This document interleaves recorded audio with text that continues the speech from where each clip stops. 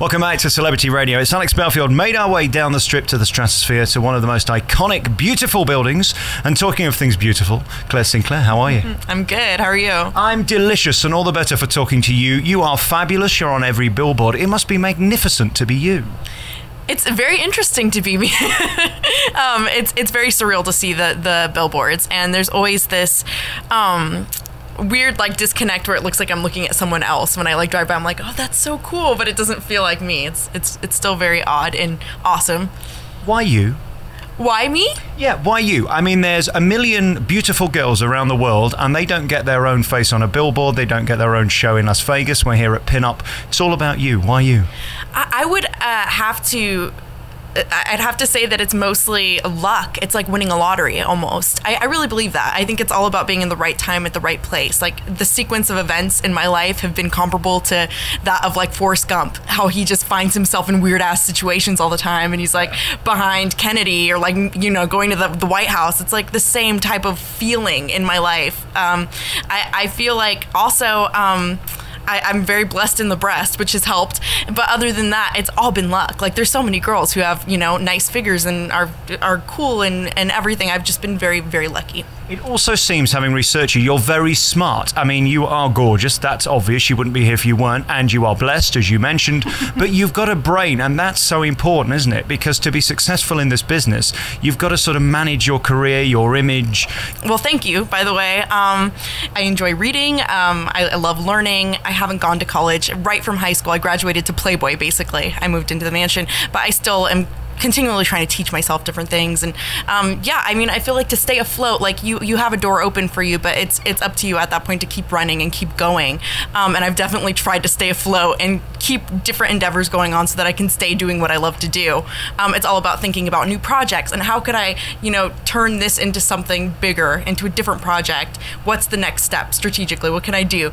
And that has been, yeah, it's been great to have control over that facet of my career, to make moves, to do things that I really enjoy doing, and to do all of my dreams. Let's get the creepy bit out of the way. Here's what I love about you. Firstly, you have delicious arms. The arms of a girl, I always think, if you've got nice arms, the rest of it's going to be good. What? Yeah. I have arms. What are you talking about? The creamy complexion? What are you talking about? No, I'm talking about some women in Britain. Now, I don't know whether it's the same over here. Have these sort of swinging things under their arms. Now, you don't want to see that in your type of show. Do you know what I'm talking about? That skin? You don't have that. Kind of, you know what? I'm fleshy. I have a little muscle. I've been going to the trainer lately, so I have a little definition going on. But I'm taking that as a huge compliment. I'm gonna be looking at my arms every time I go to the mirror now. I'm like, someone told me I had delicious arms. Exactly. Yeah, put that on the poster. And then the eyebrows. You see, I always say if a girl doesn't keep good eyebrows, the rest of it ain't going to be any good either. Oh, well, then I'm just crap because I don't take good care of my eyebrows at all. I know I haven't gotten them done in about a year, so that was a bad call. Look at this. They're actually bushes. I can get away with that because I wear bangs. I've had a fringe for about 20 years now, so I never show my eyebrows. You might see a peak at the end, but I cheat it. I might pluck two. I've never, I never get my eyebrows done. I don't believe it. They don't normally go like that. Mine don't look like yours. I think I have an awesome natural shape brow then. Thank you. I appreciate it. Everything's got natural shape about you. That's the thing, isn't it? So how do you go from being the girl at school who's hot, because let's face it, there's plenty of those, to I wasn't the girl at school that was hot, number one. I was the biggest dork you would ever meet. That was not me. I was not the hot girl. I find that hard to believe. So tell me then, at what point did you wake up and have the confidence to think you could be hot? It was more like I grew up loving pinups, and I was surrounded by pinup artwork, and I wanted to do that as a job because I thought it was unbelievable. I'm like, someone can make a living out of playing dress up. That's amazing. That seems so fun. So it was more like once I decided, I think at 14 or 15 to get completely dolled up, that I saw that I can portray this 1950s character and do it well and do it justice. I'm like, I can do this, but it's still very much a character to me. I'm not like Dita Von Teese where I live in 1950s garments. In my real life, I'm in sweatpants and a shirt almost all the time. It's only when I'm working that I can morph into, a pinup or, whatever genre we're doing for a photo shoot. So it was, at 15, I would say I realized I want to do this as a living. I don't want this to sound like I'm saying you're fat, because I don't believe that for 1 second. But what I love about you is you're not that stick-thin, model-looking, I'm on coke, I need to lie down, I need a sandwich look.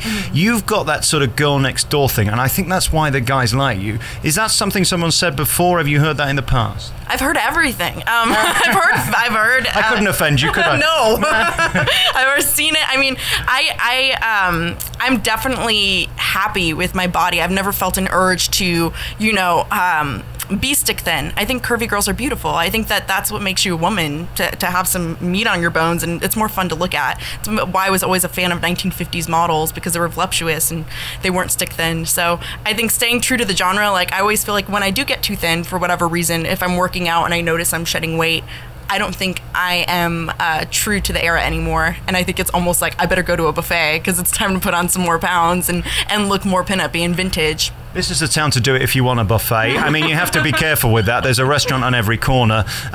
What is it like being a star here in Las Vegas? Is it a cool place to do it? I mean, after the show, the clubs are just getting going by the time you're finished. I'm 22 and I came here when I was 21. It's the most amazing time in the world to be in Vegas and living in a hotel. Like, I couldn't choose a better time in my life to be doing this, because it's still not out of my system to go out and go clubbing all the time, and I have a really great time here. And where we're sat now, this is the dressing room, not where you're living? No, I live upstairs. This is my dressing room. Yeah, and it's beautifully camp. I mean, this is you're girly. That's what I like about you. All your branding is very girly. This is nice and pink, lots of lights, Barbie's and a dream house. Yeah, it's really like I have my pasties up there on the wall. That's the Great Wall of Pasty. It's like 1960s. Cool aunt that you would go to, an early 1960s. That's what I wanted to go for. But you're right, it's campy. I hope it's not too campy. It's just like fun. I wanted people to walk in and be like, it's undeniably my room. It is very, very cool. I mean, I wonder what it's like living in a hotel. I've been here for 2 weeks and I always get an apartment with a kitchen because I like a slice of toast in the morning. I like to make a coffee. I stayed in a hotel last week, $22 for a coffee in my room. Thanks. That's not your problem at the Stratosphere. You will not have $22 coffee. Stratosphere is very reasonable. Yeah, and thank God, and that's why people come here, isn't it? I mean, this hotel, they've transformed many of their rooms. They've got a great restaurant. Of course, one of my favorites is right at the top of the tower, and you go around in this beautiful moving restaurant, one of few in the world left. Is it a cool place to perform? It's amazing, and like honestly, because it's right in the middle of everything. There's downtown Las Vegas, which is awesome, right down the street, and then a couple blocks over you get northern end of the strip, which is, you know, all the new casinos and everything. So I'm in the most convenient location, and Stratosphere is awesome. I have a freaking amusement park in my backyard. Like, seriously, it's like crazy. I bring everyone ends up in Vegas too, is the thing. Like, literally everyone I've ever met in my life and ended up here in the past 2 years that I've hosted, and it's so fun because they're so thrilled to jump off of the tower or to go on the rides. And you know, I think it's a dream. It's really awesome to get all of the perks of living at the hotel, which is why I never left. Like, I've been here for 2 years almost, and I'm not leaving. If they want me to, then I guess they'd have to like literally give me the boot because I love living here. Got a maid. I have a hookup. I'm not leaving. I'm not gonna get that at my wherever condo I get. Yeah. So nobody's making your bed at home, are they? Hell no. I'm like, it's like I have a mom. I have a hotel mom. It's awesome. I've got to ask you one question that always fascinates me. I interviewed Holly Madison a few years ago, and I asked her the same question, what it's like to be you and to walk down the street, because you're very popular. You have a ton of followers on Twitter, and it's all about that now. Facebook, media, the internet, Google, YouTube, you're there. People are following you. Is it fun, or is it a bit intimidating and aggravating? I'm excited to answer this, but I'm very curious how Holly answered this question. I just want to hear, what did she say to you? I think it's her life. She's never known anything different. She couldn't kind of understand why I was asking the question because she's never lived my life.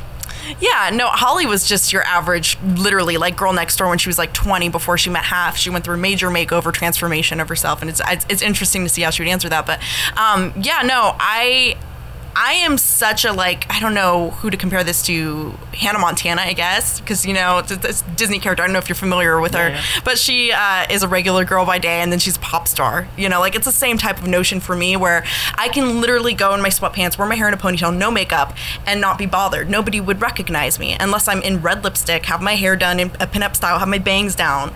And then in Vegas, of course, there's people, it's like, they'll recognize me, and I'm thrilled. I'm ecstatic at it because it's just a measure of success. Like, every time someone comes up to me, I'm like, cool, then I'm reaching out to more people. This is awesome, and I'm glad that they're excited about whatever I'm doing.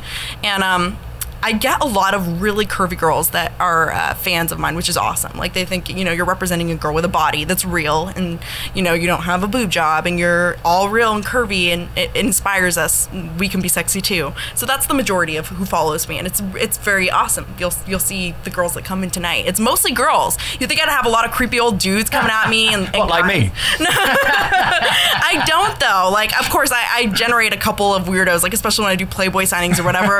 But the coolest shit is that it's all young girls, and that's the best thing for me. I'm like, that's cool. I'm glad that that's the demographic that I'm reaching out to. And I guess you're surrounded by positivity. If you're Piers Morgan, you're going to get a lot of negativity when you go out. You're kind of people who want to see you, want to tell you they love you and adore you. It's awesome. It's all, there's nothing. I've had some negative moments, but it's been mostly, you're right, extremely positive, and you vibe off of that. So, we're 15 years old, we decide we're going to be a star, we decide that Playboy is the dream, and you make it. How does that transition happen? Tell me chronologically what happened next. Okay, I'm trying to give you the fast track version of this question. It's so weird. Can't last 7 years because you've got to get on at 10:30. You know what? I didn't decide Playboy. That just kind of happened. I decided I wanted to be a pinup. I wanted to be painted by famous pinup artists, and I was. Olivia, who does the pinup work in Playboy, actually introduced me to Hef, and he asked me to be a playmate, which I thought was out of the question. I thought you had to be 21. I was 18 at the time. So he asked me to be a playmate. Immediately afterwards, I moved into the bunny house where playmates live across the street from the mansion. And then I'm Playmate of the Year the next year. And then it's just like this roller coaster ride of all these different things that happen. Why Vegas? Why am I doing a show? That was one of those weird Forrest Gump moments. My 21st birthday out in Vegas. I am working with a PR person on this job. I'm doing a promotion. And she is friends with Frankie Marino, who's the other headliner at the Stratosphere. She invites me to come and see the show. And he says, I'm producing music for this new vintage themed show. I think you'd be awesome for it. And I'm like, yeah, cool, talk to Jen about it. I didn't think it was anything like, you know, I didn't think it was substantial. I thought it would happen down the line. I didn't think it was anything immediate. But it was literally like a month later that we're having meetings with the Stratosphere to develop the show, and it's legit and awesome. So that's how that kind of happened. I just met Frankie, and it was one of those weird, if I hadn't gone that night, I don't think I would be, you know, sitting here in this dressing room, because it just, that's what propelled everything into motion.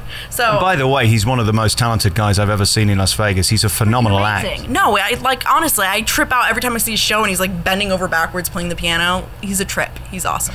He really is. So then we're in the Playboy Mansion. What is that? Because for Brits like me, we see the branding, we see the t-shirts, we see Hef on this show and that show, we hear about Holly Madison, we see you.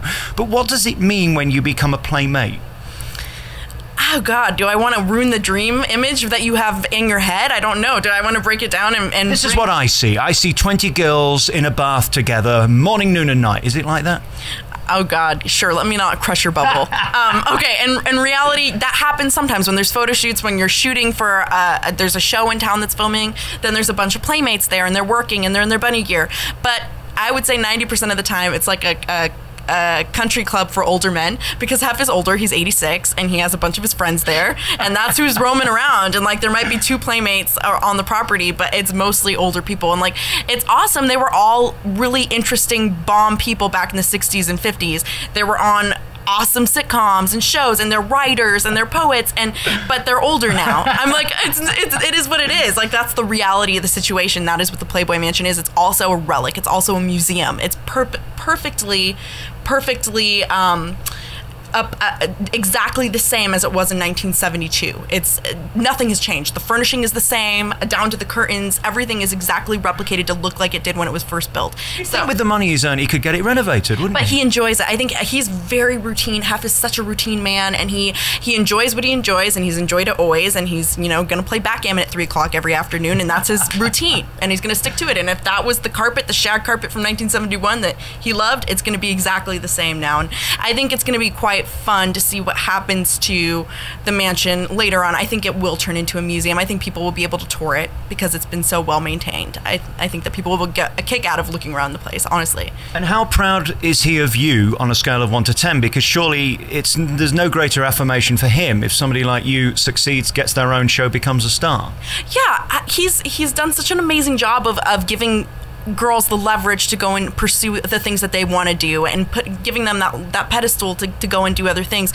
Hef to me has always been grandpa. He's like, people always ask me like straightforward, oh, you slept with Hef to be a playmate? I'm like, no, that's my grandpa. That's kind of weird. It's like asking me, you know, he's Grandpa Hef, and he's monitored my career. When I was living there, it was like he was strict, and he wanted to oversee every single project that I took on, and I had a very different relationship with him than the rest of the girls, and the fact that he was monitoring everything that I did. I think that he saw potential, and he wanted to make sure that I was doing the right things and on the right projects. So he had a very hands-on, like, he was like, I'm gonna help guide your career type thing, and I think he must be extremely happy about all the successes that have gone on. So I guess aside from being one of the most notorious men in the world, he's also a very shrewd businessman, controlling what happens and how it happens, and making sure that there is a business there at the end, because those new carpets don't pay for themselves, do they? He's awesome, and he is still there. He makes a mock book of Playboy on like cardboard layouts. He's doing it at 86 years old. He's still there, the one who puts the final touches on the magazine, which I find extremely impressive. He's still witty and sharp and not senile in the least, so he's doing very well. Right, we got to go. Listen, Claire, I don't want to make this awkward, but I'm a deeply unattractive guy. I know that. This is true. You're hot. But listen, in about half an hour, I'm going to see this really hot chick in this show in Las Vegas. I don't know whether you're free to see this show called Pinup. Would you like to join me? You know what? I think that I might be able to join you tonight, actually. I think that could be arranged. I can't wait to see the show. Thank you for doing this so close to the show as well. And congratulations. You're so smart and witty and funny, and you deserve to be here. It's clear to see why some make it and some don't. Thank you very much for your time. Thank you so much. Have fun.